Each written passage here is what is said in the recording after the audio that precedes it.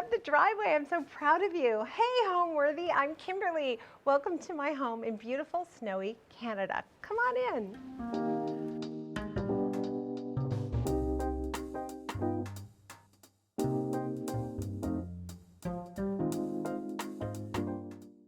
You're watching Homeworthy, where we believe every home has a story. I'm Kimberley Seldon. I'm an interior designer, and I've been doing it a little while now. Most of my clients are residential, although from time to time I get a residential client who has a great commercial project, and that can be really exciting as well. In addition to running my interior design firm, and by the way, we have offices in Toronto and Los Angeles, I also have a company called Business of Design, and I teach other interior designers how to run their business and how to make clients happy and still earn a living doing this wonderful job that I love so much. This is really fun for me to have people at my home here in Mulmer in Canada. We're a couple hours north of Toronto, but it's a totally different world out here. Huge weather. When there's snow, there's tons of snow. And when there's sunshine, there's tons of sunshine. So we love it up here. It's kind of horse country and a lot of creative people live up here. And we found this property about 25, 30 years ago. I was doing a Christmas special for HGTV and we filmed up here. And I said, oh my gosh, this is stunning. And I phoned my husband and I said, bring the kids. I want to show you around. And we found a little place and turned it into this.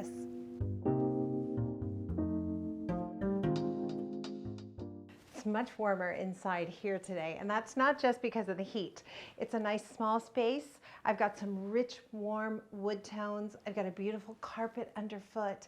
It creates a nice hush because, as people are coming in, there's a lot of hustle and bustle and stress, and people are putting their coats in the closet and the hangers are clinking and all that kind of stuff. And then I've also got something that's a bit of a surprise, right?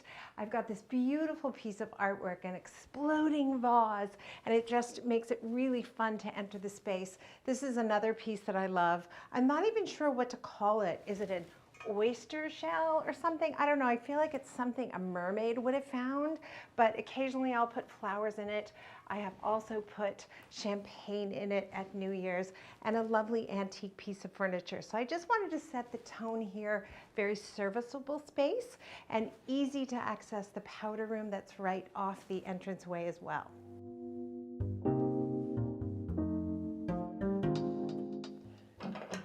Into my powder room. This is exciting. I've never been in the powder room with anyone else, but this is one of my favorite spaces. I didn't realize that until I'm standing here. So this all started with a beautiful piece of sculpture I found in Thailand, which was so striking. I had no idea what I was going to do with it. I was thinking it would be for a client, but it ended up here and I love it. Then I found this marble and I thought, yeah, this marble has the savvy to stand up to that piece of sculpture. I went for a little glam with my sconces, a nice big mirror so you can see the whole space. And then because the bathroom has to be functional and serviceable as well as beautiful, I've got grass cloth on the walls. Grass cloth, I probably have it in almost every project. Beautiful pieces of artwork. These are by an interior designer who's now an artist, Jay Hodgkins. I love them. Guests are sometimes confused about where they're supposed to throw their towel after they wash their hands, and it goes into the bronze bowl we found in Japan. So this, I think, is my little epic travel space. And I'm going to show you one more thing, which is this ceiling, which has this beautiful sparkle and shine. Finding a home for most people is about finding the home, right? But here, I didn't like the home that was on the property at all, but what I loved was the property itself. It's surrounded by 2 acres of water, completely secluded, forests, hiking trails. It's just spectacular. The little house that was here is so sweet. And I felt guilty tearing it down because someone else might think that's their dream home. So we ended up finding a neighbor who had property but no home. And we hired a company and they cut the home into 1,000 little pieces and put it back together about 1 kilometer up the road. And so what's wonderful is I can actually go visit the house that used to be here. And instead now I was able to build my own dream home. I love using a visual barrier in an entranceway that allows the rest of the space to be a bit of a surprise. So if you'll come this way, you'll see, wow, it opens up to a pretty big living and dining room. So this room gets a lot of action, as you can imagine. We like to have big dinner parties. I have a wonderful furniture maker in Toronto, and I told him I'm really going to need flexibility here because sometimes it's just my husband, myself, a couple of kids, or 2 friends for dinner, and this is a ridiculous amount of table to have in that situation. So he made it so it breaks down into smaller tables. We can do 2 tables of 4 each, 2 tables of 8 each. We can do a table for 12 or a table for 16. So it gives me a lot of flexibility, which I love. Something that can really be a challenge if you're working on your own home is a double height space. Like often people have these beautiful soaring spaces and nothing, just negative space, which isn't always so great. I wanted to find a light fixture that wouldn't just light the space, but would be a sculpture. And I love this piece by Tom Dixon, or these pieces, I don't know, we used them all together, so I think of it as one. But the other thing it does, besides fill that negative space so beautifully, it makes the whole space feel a bit more human in scale, so you're not like floating around in some huge space that's too big to be comfortable in. We also flanked the dining room with 2 fireplaces. So if we're having a roaring party in the middle of winter, we have both of the fireplaces going. And if not, during the summertime, we've just got some beautiful white birch logs there. One of my greatest pleasures shopping for clients or working with clients is buying artwork for them. So you know I love this artist with the exploding flowers. I've got these folded paper pieces. I've got a beautiful original oil painting over there and a tiger that I found in Los Angeles that was from some kind of a fair. The only thing more exciting than buying artwork for my clients is being able to buy some for myself. And I've had so much fun doing that, and occasionally I will have a client come over and they'll say, I love these clouds. Can I buy these clouds from you? So once in a while, as you're walking around my house, you might see a blank wall. That's because my painting that I loved previously has now gone to someone else's home. It's impossible when people ask me what my design style is. I really see myself as a classicist. I believe that what the house looks like should be dictated by the architecture around it, the setting, and of course what the client wants, right? There are clients who buy a Victorian home and they want something super modern. And that can be challenging and interesting, but it's not quite as easy as working with what's there already. And so I do try to attune myself to the best features of the property and keep the client's wish list in mind, but make sure at the end of the day it feels authentic and harmonious and holistic. So here, we're in the middle of farm country. I wanted a home that felt like it belonged here, that had been here forever, that it fits into the environment. But I also knew we love to entertain. We wanted to have really big parties. So it's a challenge, right? When you are a couple with only 2 kids, and you want to be able to entertain 150 people, you don't want to be living in a space that feels like an airport hangar. So the challenge was creating a home that felt really cozy and snuggly when there was just 4 of us, and now the kids are grown and it's mostly just 2 of us, but also works really well when you decide to have 150 of your best friends over for dinner.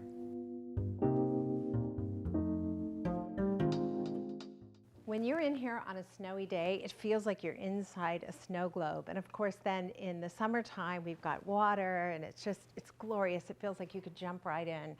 One of the things a lot of people forget to do when they're building a new home or when they're renovating a new home, if you want to have blinds like this or shades like this that disappear, they have to be built up into the ceiling. And that's really hard to fake after the fact. But if you plan ahead of time, it can be really easy to do. This is the living room, and we do a fair bit of entertaining here, but we also hang out and read books or whatever. One of the things I think if I had a signature, my clients would say, I love coffee tables.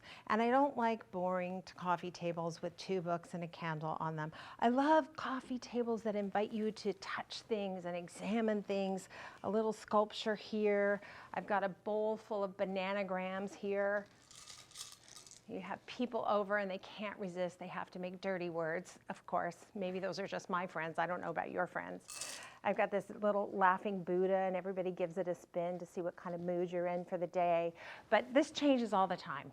I'm always bored. I'm always moving things around. And of course, if we're having appetizers or something, we just add the food and drinks right on here. Because it's a glass table, It's really serviceable. We sent the glass out to be back painted, so it's got this beautiful turquoise color. I do like color, you know, it's interesting. I love neutrals too, but I guess overall I do love color.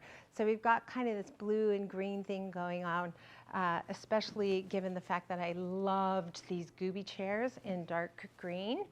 So I wanted to make sure that I pulled that color throughout the space. It's so interesting when you're doing a client's home, I can always say which of the spaces we designed is my favorite. There's always one room that's just like, oh, I want to live in that space.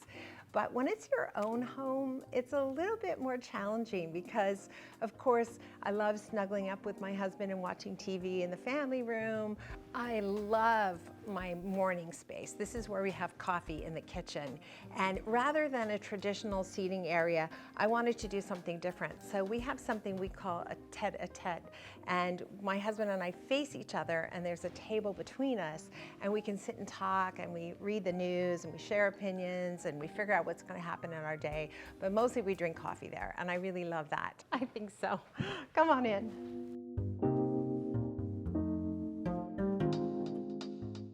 Every day kind of starts here. This is my husband's chair. I'm really breaking the rules right now, but that's my chair. And I love it because we can sit and face each other and talk to each other and read the news and have a cup of coffee and figure out what's in our day and figure out when we're going to work out, because we're always pushing each other to do the good things we need to do. But this is also where we can talk about if we're having a party, what are we cooking, what do we need to buy, all that kind of stuff. So this is kind of like command central, I would say, and it's pretty comfortable. I've got the fireplace there, which is lovely in the wintertime. And in the summertime, the doors are open, the screen porch is open, and it's just like a great place to hang out. We also have a big seating area here, but we'll sometimes sit here and do puzzles or games with the kids at Christmas time. It's really busy. And then I was never really much of a cook until COVID, and then I had to learn how to cook. And so now I really love my kitchen even more, if you can imagine. I've got my coffee maker hidden here. I'm not showing you, no way, it's a total mess, but you gotta trust me, it's wonderful. And then I've got a nice big space to cook and prep and do all that stuff in, and I've even got a nice big island without a sink in it. I've done so many islands for clients that have sinks in it, and then that space you can't use as a buffet if you're having a party. And we like to do this annual waffle party every year, and we set up all the waffle makers and everybody makes their own waffles, and this just is filled with like junk you would put on a waffle, and it's super fun. I love to hide everything possible in the kitchen, everything. If it's out, it's because I think it looks beautiful. I will say I always like to have a beautiful cutting board or charcuterie board nearby, and so we always find a space where we can hang one, and this one gets used a lot. It hangs right here. I will also use every bit of storage, and that means sometimes if you have 10, 11, 12-foot ceilings, you're not going to be able to reach those things. So I have this little secret trick, and it's really funny because clients are not that excited about it when I tell them about it, but when they get it, they're so excited. It's a step ladder. I know, not that exciting, but this is the exciting part. When you hang it, if you have these great hooks nearby, it's so easy to access. So I can take this out, grab anything I need up there, and I put it back, and I've got a little flashlight because this is a country, and that means power outages sometimes, and you gotta know where your flashlights are. You know, practical, what can I say? I love beautiful things, but they really have to be functional or it doesn't work. So I love this space. Very practical, very simple. I don't need it to do much more than everything it could possibly do to support my cooking. Growing up in Los Angeles, I didn't live surrounded by people who hired interior designers, so that really wasn't on my radar in terms of a career. My first career is a lot more obvious if you live in Los Angeles, and that was television production, and I loved it. I had a wonderful time. The last job I did in LA was called Ripley's Believe It or Not. I was on the production side, and it was a lot of fun. And then I met a wonderful guy in Mexico on a holiday, decided to move to Toronto with him and raise a family, and I ended up somehow landing a gig at a television station and going on camera. and it was only at that point I thought, you know, I'm not sure TV is really for me. I think I want to try something else, and I decided to study interior design when I got to Canada. So it's really a second career for me. Canada's been really good for me, good to me. I've had tons of beautiful clients and projects, and we've done everything from farms to little urban pied-à-terres, and I've done some beautiful commercial spaces in the city and even corporate lobbies. And what I love about interior design, it satisfies my desire to be a total control freak in a really positive way. Gives my husband a bit of a break.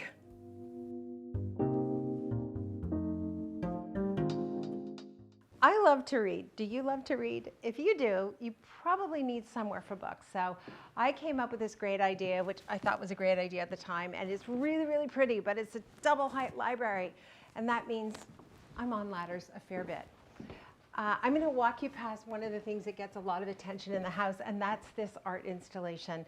These are oil barrel drums. Not that easy to say, but they really are playful and lovely, and I thought they had a nice rustic country feel about them.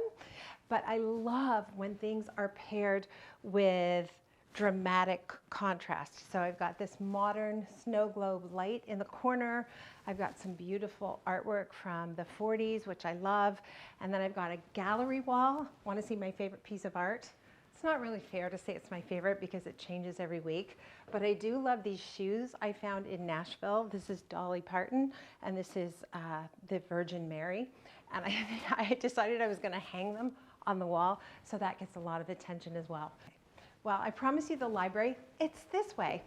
The library connects what was the original footprint of this house with what was the original footprint of the garage. Because of the water, we had to keep the original footprint, believe it or not. So we built this walkway library that takes us from one side of the house to the other side of the house. And this is a place where we can sit on a lovely summer evening. There's just not a more beautiful spot to have a martini than right here. I've got tons of books. I move them around all the time. I sometimes label the ones I love. I've got a book club label up there. One says meh, books I just didn't love that much. There's a whole section for house porn, because you know that's what we like to do, of course, all of us. And this section changes frequently, I would say, it's fair to say. And you can see this from upstairs as well. You're probably wondering, how do they get to those books up there? Two ways. A huge ladder, which we bring in from time to time, but we also have one of those claw thingies, and you can reach things from afar and put things back. So that's how it works. Now the library leads to two things. It leads to the mudroom. I have to show you this too. This is an olive stone that we found when we were in Italy. And this is a funny story because this ended up at a client's house, and I have pictures of this stone in my client's house. And it was here first, then it went to a client's house, one of those things where they came over and said, please, please, please, can we have it? And then they moved, and I got it back. So, you know, when you love it, it just comes back, which is great. I graduated from interior design school in 1991, and it was a terrible recession. I wasn't able to find a job working for anyone, and I decided, you know, I'm just gonna start on my own. How hard can it be? And it turns out that being an interior design professional is a lot harder than you might think. I naively thought, this is gonna be great. I'm gonna go shopping with someone else's money, and they're gonna pay me to do it. How fabulous. But turns out it's really about 80% business and 20% creative. And it took me a long time to figure that out. I finally hired a business coach who said, you know, we need to basically start over. If you want to make clients happy, you have to show them that you know how to run projects in a consistent, linear, logical fashion, and you can use their money wisely, and you can leave with them with something that they're going to love for many, many years. And that's all business. And so business of design was really born organically when I started sharing with other interior design professionals what I was learning, what I was trying, how that was working, and how much happier my clients were when I started relying on systems systems. And that was 20 years ago. And so I went from having this business that was really on life support, and I wasn't making as many clients happy as I wanted to today having a business that is thriving, and I have, virtually all my clients are repeat or referral customers, and some of them I've done 4, 5, 6 projects for, and they've become, close, dear friends. So to me, Business of Design is just an offshoot of my own personal journey, finally getting good at this career. Complicated career, I will say.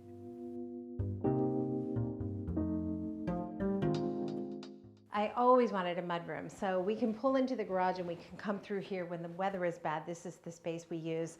The flooring is outdoor stone. I decided, why not just bring the stone that we had outside inside, because people are coming in here with mud and boots, mud on their boots and snow and ice and all that kind of stuff.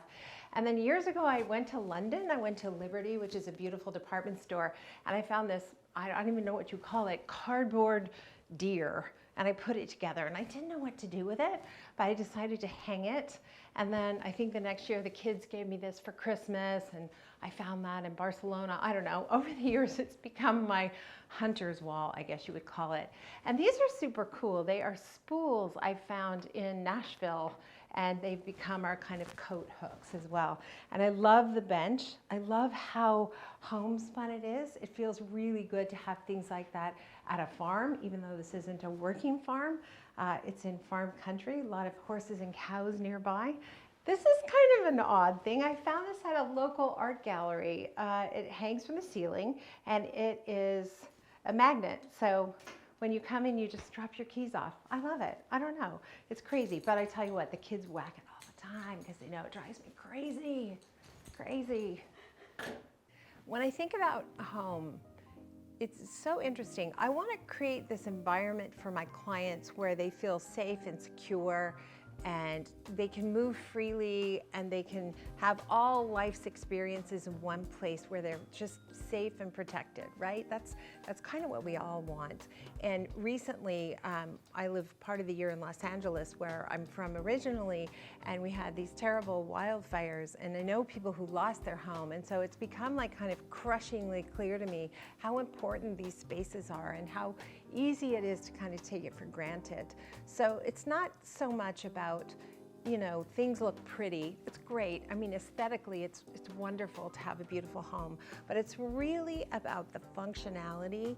It's about having everything you need right where you need it, right when you need it, and the security that comes from that. So interesting, recently I've really been thinking a lot about what it means to be lucky enough to have a home. Thanks for watching. Be sure to go to homeworthy.com for exclusive content, shopping guides, and so much more.